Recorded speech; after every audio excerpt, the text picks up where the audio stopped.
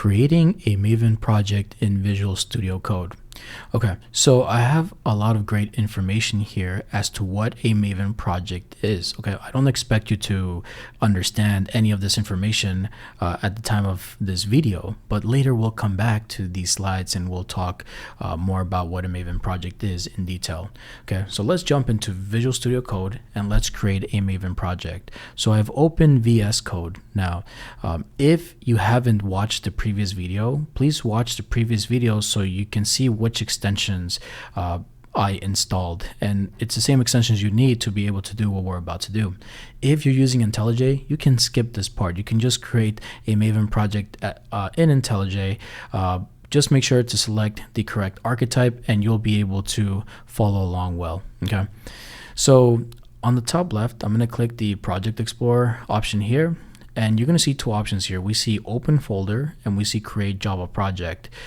We're not going to select open folder now. We'll select this later once we've actually created a folder or a project.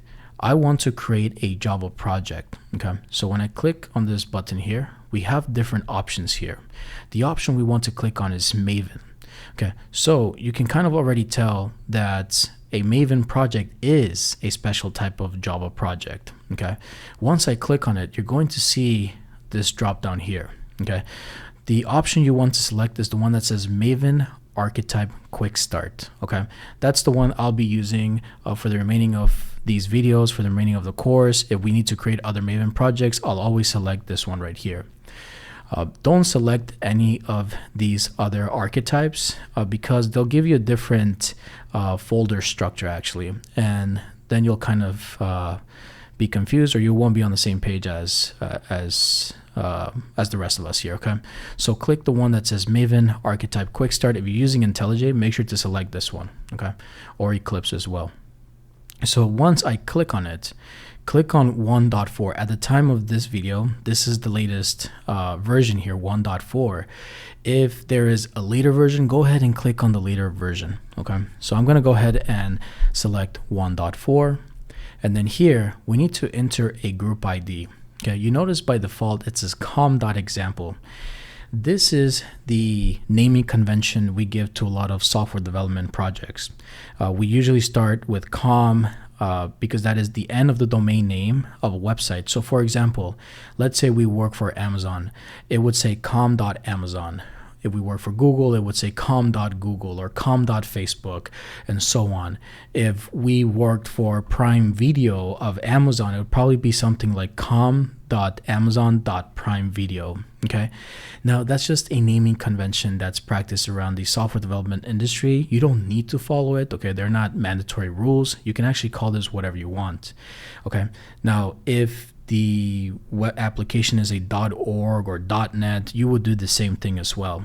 Okay, but for the sake of common practice, I'm gonna go ahead and do com.chroma tech automation, just like this. Okay, you can give it any naming convention you want. Actually, just a few things though we need to discuss here. I'm going to delete this. You'll notice you can't have spaces, and you actually can't have uppercase characters like this.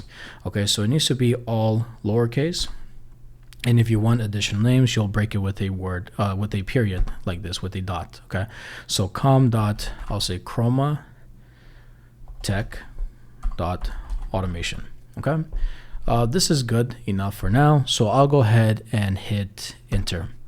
Now here we have the artifact ID. So what do you want the name? What do you want the name of your project to be? Okay, so here I'll just go ahead and call it Chroma. And again, you can't have uppercase characters. You also can't have spaces. So I'm going to go ahead and call this Chroma Tech Automation. Again, you can call this whatever you like. Okay, I'm just using this naming convention here.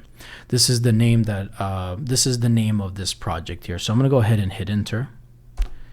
And then you'll either, if you're using a Mac, you'll either see your Viewfinder Explorer, or here we have our File Explorer here with Windows. We actually have to select a location as to where we want to save our project. I'm using a Windows. I'm going to save my project to my desktop. Okay. Now traditionally you want to save it at in a much better location, like somewhere in your program files or in your some directory somewhere. Okay, I'm just gonna store it in my desktop here. I'll probably delete it later and create new ones.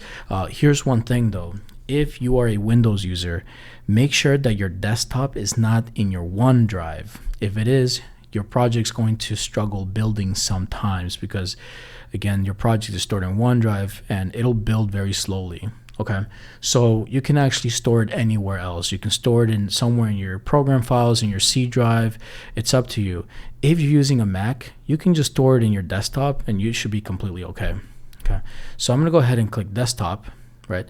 And then I'm gonna go ahead and click select destination folder. So once I do this, okay, you're gonna see a lot of things going on in the terminal here, like this. Okay, give it some time, and you'll see I'm scrolling up here, by the way. This is happening in the terminal. Okay, everything is, the Maven project is being created, but then here on the bottom where it says define value for property version 1.0, click here, okay, and just hit enter. Okay, hit enter, and then again it tells you right here y : hit enter again. Okay, and then that's it. You'll see a build success message. That means that you've successfully created a Maven project. Okay, so that's all you had to do. Now, if you're experiencing some errors, if you see some issues, reach out to us. We'll help you out. Maybe something went wrong with the installation. That's fine. We got your back. If you're using IntelliJ, you probably won't have these issues anyway. Okay, so I'll go ahead and do all of this. Okay, and in the next video, I'm going to show you how we can open the project that we created.